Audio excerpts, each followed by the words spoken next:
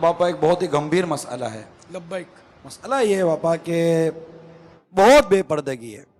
جہاں دیکھو بے پردگی، یہاں دیکھو بے پردگی ہے. یہ ہیں کہ یہ پردہ کرتی نہیں ہے، عجیب و غریب قسم کے لباس پہنتی ہیں، گھومتی ہیں پھرتی ہیں. کیسے آنکھ کو بچائیں، کیسے خود کو بچائیں؟ بد نگاہی اس طرح سے جہاں جائیں بد نگاہی ہے. اب آپ پھنس گئے، ہم تو کیسے نکلیں؟ قرآن پاک میں اس کا نسخہ دیا نا بچنے کا.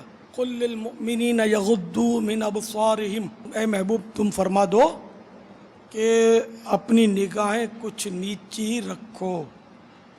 تو جب عورتیں ہوں تو اس وقت مومن کو چاہیے کہ نگاہیں نیچی کر لے. برقع اب غیر مسلم ہو کیا پہنانے جائیں گے ہم مسلمانوں کو کیا پہنا پا رہے ہیں؟ نہ امی کو پہنا سکتے ہیں، نہ بچوں کی امی کو پہنا پا رہے ہیں، نہ بہنوں کو پہنا پا رہے ہیں. حالات ایسے ہو گئے. تو ایسی صورت میں اپنی آنکھوں کو برقع پہنا لیں. قرآن پاک نے ہم کو الحمدللہ رہنمائی ہماری موجود ہے کہ اپنی نگاہیں نیچے رکھو. عورتوں کی موجودگی میں مرد اپنی نگاہیں نیچے رکھے اور مردوں کی موجودگی میں عورت نگاہیں نیچے رکھے.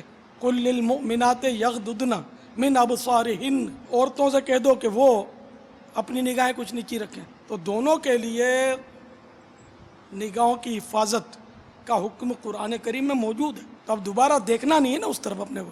ظاہر کہ ایسے موقع پر آدمی کا بچنا بہت مشکل ہوتا ہے. تو ہمیں شریعت نے اتنا تو کیا نا کہ چار دیواری میں ہم کو قید تو نہیں کیا نا. پہلی نظر بلا اختیار پڑ گئی وہ معاف ہے، جبکہ فوراً اس کو لوٹا لے، ریورس گیئر مار دے، اس کو واپس لے لے. اگر پہلی نظر ڈالی اور دیکھا کی ہے تو پھنسے. اچھا بلکہ پہلی نظر ڈالی تو بھی پھنسے، ڈالی نہیں خود چلی گئی تو معاف ہے.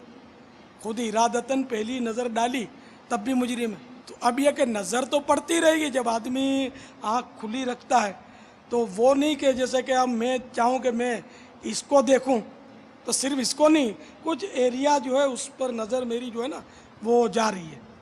تو اس ایریا میں جو بھی اچھا برا ہے وہ نظر تو آئے گا. اس لیے اب ادھر نظر آ گیا کوئی برا تو میں تھوڑا نظر کو یوں اس کا اسٹیئرنگ تھوڑا اس طرف گھما لوں میں تاکہ یہ نظر سے ہٹ جائے. تو اب اگر اپنی نیت صاف ہوگی نا تو منزل آسان ہوگی. اگر اپنی نیت میں خطرہ ہے، بولتے ہیں نا نیت صاف منزل آسان، نیت میں خطرہ جھولی میں پتھرا. تو اپنی نیت صاف نہیں ہے اور ہم بولیں یار کیسے بچیں کیسے بچیں کیسے بچیں. تو ابھی آپ کو میں نے قرآن پاک کا نسخہ تو بتا دیا نا کہ قرآن کریم نے جس طرح بولا اس طرح بچیں، اپنی نگاہوں کی حفاظت کریں، قفل مدینہ لگا لیں آنکھوں کا تو انشاءاللہ بچتی اور پھر بے اختیار جو نظریں پڑتی رہیں گی چاہے 100 مرتبہ پڑے بے اختیار معافی. اب جس کی آنکھ کی گاڑی کا ریورس گیئر ہی ٹوٹ کیا ہو اس کا کیا کرے بابا؟ اس کا علاج کرے، بنوائے. ایکسیڈنٹ ہونے سے پہلے اپنے وجود کو جہنم میں گرانے سے بچائے. گاڑی چلانی ہے تو سیکھنی پڑے گی. کپڑا سینا ہے تو ٹیلر ماسٹر بننا ہے تو ٹیلرنگ سیکھنی پڑے گی. کھانا پکانا ہے تو پکانا سیکھنا پڑے گا. نہیں تو چینی کے بدلے نمک اور نمک کے بدلے چینی ڈال دو گے. اب ایک چائے بھی پکانی ہے تو بنانا سیکھنا پڑے گا. تو ہر کام سیکھنا پڑتا ہے. تو اسی طرح نگاہوں کی حفاظت بھی سیکھنی پڑے گی. آپ بھی پریکٹس کیجئے. کچھ پانے کے لیے کچھ کھونا پڑتا ہے. اگرچہ کسی کا چہرہ دیکھ کر بات کرنا جائز ہے، بیانات میں ادھر ادھر دیکھ کر یا کیمرے کو دیکھ کر تاثرات دینا یہ سب جائز ہے، شرعاً گناہ نہیں ہے. اب چونکہ ماحول بہت زیادہ بگڑ گیا، جدھر نظر اٹھائی آپ باہر نکلے، جدھر دیکھا عورت نہیں ہے تو وہ کچھ لائٹ آ رہی ہے آپ نے دیکھا تو سائن بورڈ پر کیا بنا ہوا ہے؟ عورت ہی تو ہوتی ہے اکثر. تب گندے ذہن کے یہ تاجر جو ہیں اپنی ایڈورٹائزمنٹ کی خاطر وہ بے پردہ عورت بلا عنوان بناتے ہیں. عنوان نہیں ہوتا عورت کا، خواہ خواہ بناتے ہیں تاکہ یہ عورت کو دیکھنے کے بہانے ہماری کمپنی کا نام پڑھ لے، ہماری جو کمپنی کی چیز ہے اس کا یہ پڑھ لے، بس ایڈورٹائز ہو جائے ہماری. اس لیے عورت کا فیس دیتے ہیں، اس میں چہرہ دیتے ہیں، عورت بناتے ہیں اٹریکشن کے لیے. یہاں تک کہ اگر خالی ہاتھ دکھانا ہے تو پتلی انگلیاں اور نیل پالش والی وہ زنانہ ہاتھ دکھاتے ہیں، لیڈیز ہینڈ وہ اس پہ دکھائیں گے، اونلی ہینڈ لیکن لیڈیز ہینڈ. تو قوم کا نیچر سمجھتے ہیں نیچر.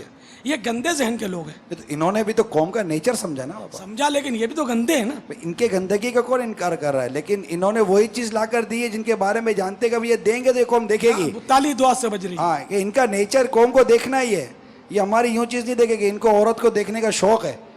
اور ظاہر ہے اب یہ جب یہ بورڈ پہ بنائیں گے تو کوئی مطلب بدصورت عورت کا تو چہرہ بنانے سے رہے. دونوں طرف سے کہ نا کہ ایک تو وہ تو آپ نے بالکل درست ان کو کہہ دیا جو آپ نے فرمایا, مگر یہاں جو دیکھنے کی عادت جو پڑی ہوئی ہے اس کا کیا کریں؟ میں عرض کر رہا تھا, کہتے ہیں نا کہ وہ جو بخار سے بچنا ہے تو نزلے کو روکو تاکہ بخار سے پروٹیکشن حاصل ہو, تاکہ آپ کو مطلب ٹیمپریچر نہ ہو جائے. اب چونکہ ہر طرف بدنگاہی کا سامان موجود ہے اور ایک دم سے آپ بچ نہیں سکیں گے اگر آپ نے پریکٹس نہیں کی, اور اب جا کر چلو بھائی ہوائی جہاز میں بیٹھے تو وہاں تو ایئر ہوسٹس ہی سروس پیش کرتی ہے, وہ آپ سے آپ کی ریکوائرمنٹس معلوم کرے گی. اگر آپ خالی نو بھی بولو گے تو یہ اسپرنگ جو ہے نا وہ آپ کا یوں اٹھ جائے گا, نو سوری. تو یہ سوری اور نو اور پلیز ایکسکیوز می کہنے کے لیے یہاں پریکٹس کر لو کہ یوں کر کے نہ کہنا پڑے, یوں کر کے کہنے سے کام چل جایا کرے. تو یہاں پریکٹس نہیں کرو گے تو وہاں پھنس جاؤ گے.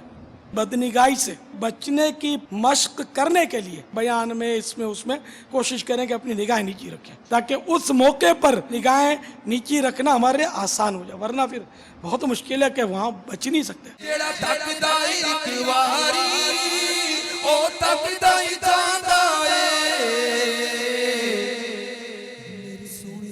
مرشد دا دیدار بڑا سونا